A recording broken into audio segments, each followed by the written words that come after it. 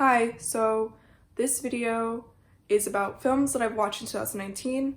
It'll be split into 3 separate parts. I'll be putting timestamps in the description if you want to watch a particular part in this video and not like the whole video. So my first list is the films that I rewatched this year, and I know it's like sort of weird to be like, I'm ranking films that I'm rewatching, but it's kind of like when I rewatched it, it either renewed my love for it or I saw things that I appreciate now that I'm like 20, or like I didn't like it before and I appreciate it a lot more now.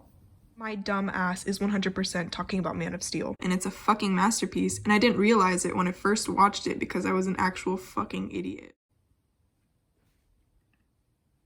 Number 8, Wonder Woman. Visually colorful, amazing fighting choreo, compassion, war. If you split this movie into 3 parts, the second act is superior. The stunt choreo is the shit in this act, and like I'm not gonna include it in the video so y'all can like appreciate it when you watch it. Not to be a basic bitch, but number 7, The Dark Knight Rises. Batman kills, that's OOC, but amazing story. Y'all know Batman doesn't kill, but Bat-Bale does, and that is why Batfleck is the superior Batman. Ooh, and his fighting choreo is better than Christian Bale's Batman. Also, sorry for using the fucking football scene, but it is so beautiful and I love it so much. Number 6, The Dark Knight. Visually stunning, compelling story, sacrifices, ethics, Joker. Sometimes I appreciate Joker as a character, and this is one of those times. The Batmobile and the Batcycle make me nut. Look at it. Look at this shit. It's so gorgeous. Ugh. Number 5, The Labyrinth of the Fawn, or, because the United States decided to change the fucking name of the movie, Pan's Labyrinth. Dark fantasy, fairy tale, war, consequences, choices. Every time I watch this film, I fall in love all over again. The sets, the dark tone, the tragedy, the costumes, especially because like Del Toro is so good about mixing like practical effects and CGI. So the Fawn is actually Doug Jones, the actor Doug Jones, in a costume, and like they CGI'd some parts of the legs. Having a real costume like in real life, it just is so different from CGI. Number 4, Watchmen. Political and societal commentary, analyzing vigilantes, power, and corruption.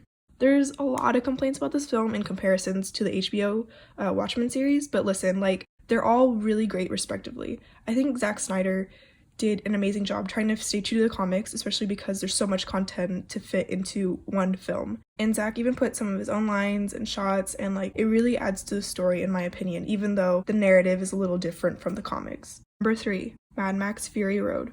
Complementary colors, redemption, healing, survival, peace, greed.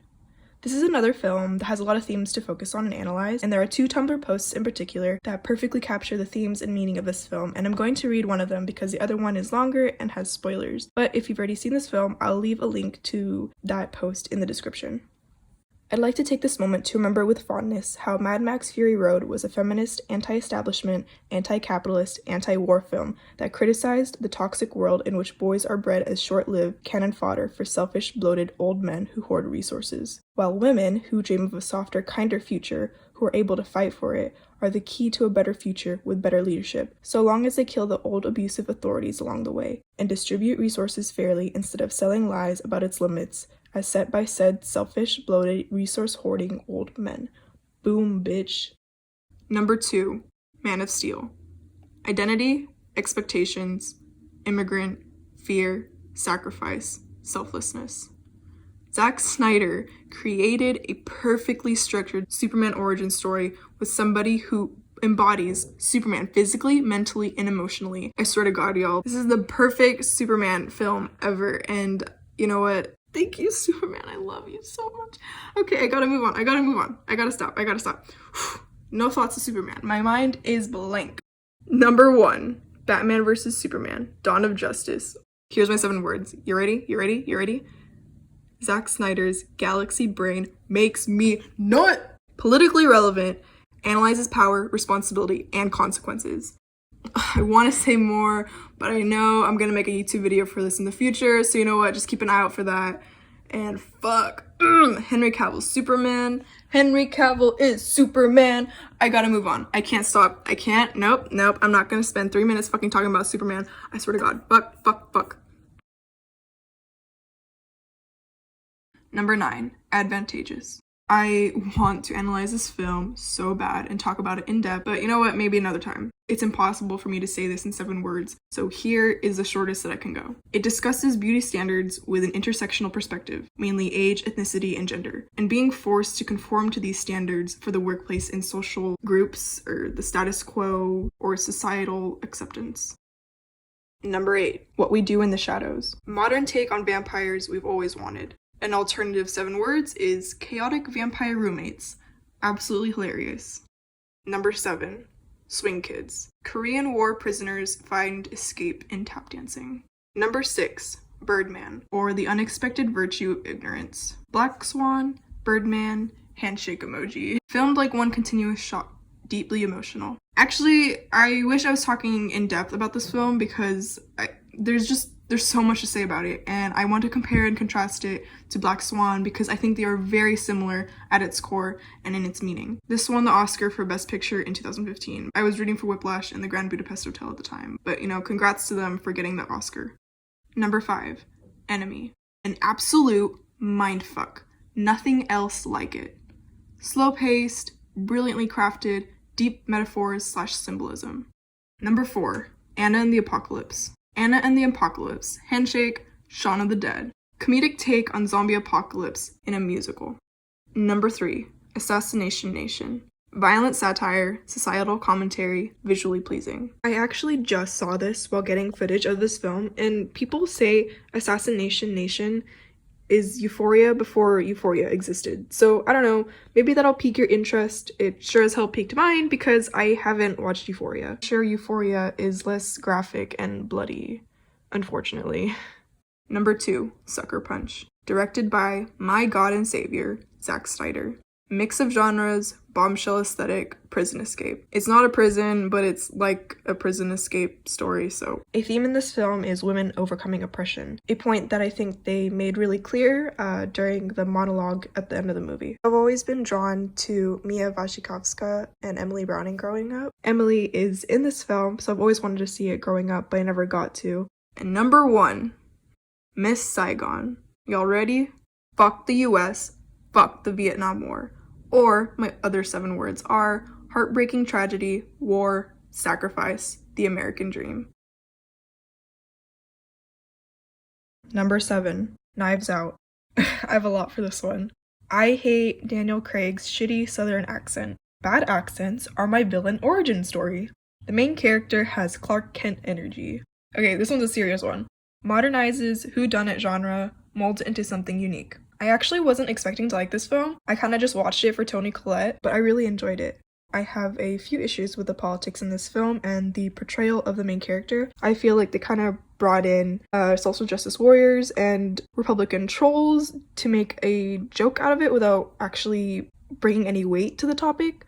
It was like, hey, look at these white people who are kind of woke but not really. And so I mean, like, it could be kind of like a style pointing out hypocrisy, but at the same time I don't really think it was intentional. As for the main character, it's very obvious from the beginning that these rich white people mistreat her as a person of color and someone of a lower class, and she never really expresses any annoyance or like any negative emotion towards them because of that. And I think it's supposed to be covered up by the fact that she has a really kind heart, but honestly you can still be kind and be pissed off at oppression. I think her character falls very easily under the good immigrant stereotype, and it does not sit well with me.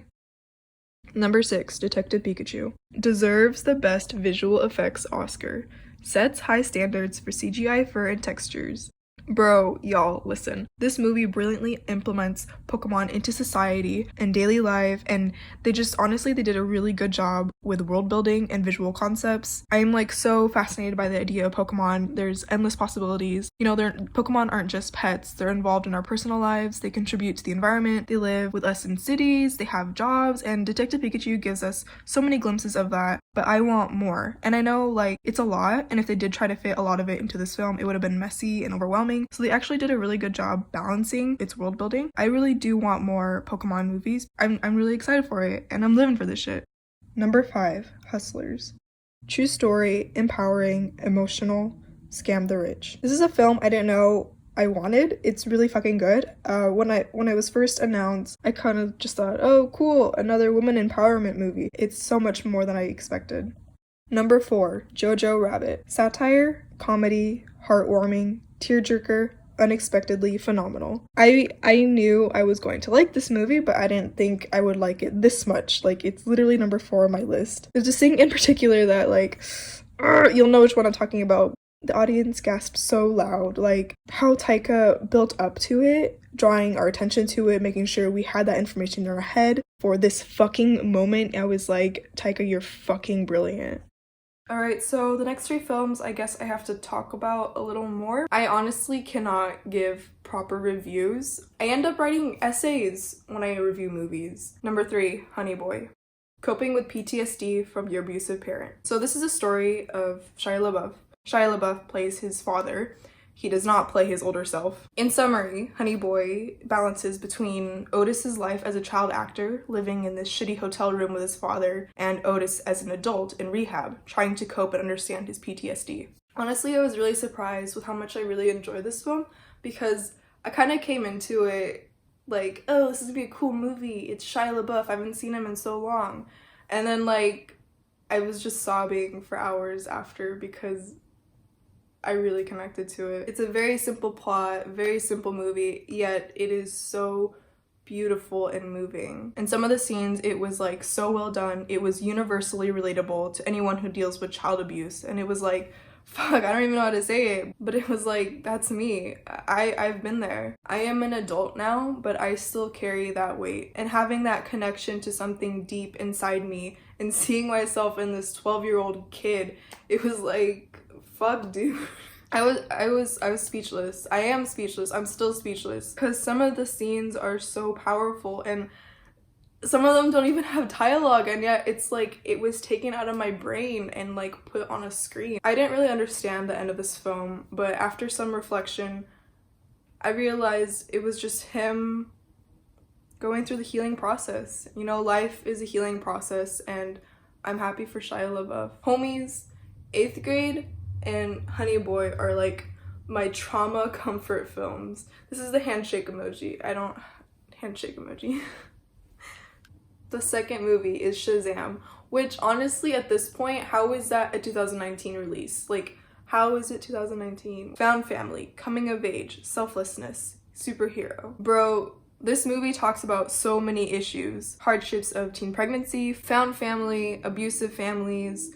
It's fucking great. Shazam perfectly and realistically captures the childlike wonder of being a superhero. And like, honestly, that fucking scared me because y'all know adults don't really know how children act. And so like when Shazam was announced, I was like, bro, can you do this? Can you really do this? And they did it really well. What I love about this film that separates it from other superhero movies is that character development comes first and the superhero story comes second. My sibling Robin actually pointed this out to me, and I'm like, ooh, galaxy brain, thank you for pointing this out. But what makes Shazam super unique is that Billy Batson was chosen, not because he's the almighty chosen one, blah, blah, blah, but like he was sort of like the last resort for the wizard. And throughout the movie, we see him become someone who is more compassionate and selfless and quote unquote worthy of these powers, someone the wizard was looking for. This film is genuinely hilarious and heartwarming, and it fills me with so much happiness and hope, and like, ugh, I love Shazam. Look out for Shazam 2, April 1st, 2022. Alright, the last film. Oh, I tried to write this in words, but I couldn't do it. It's just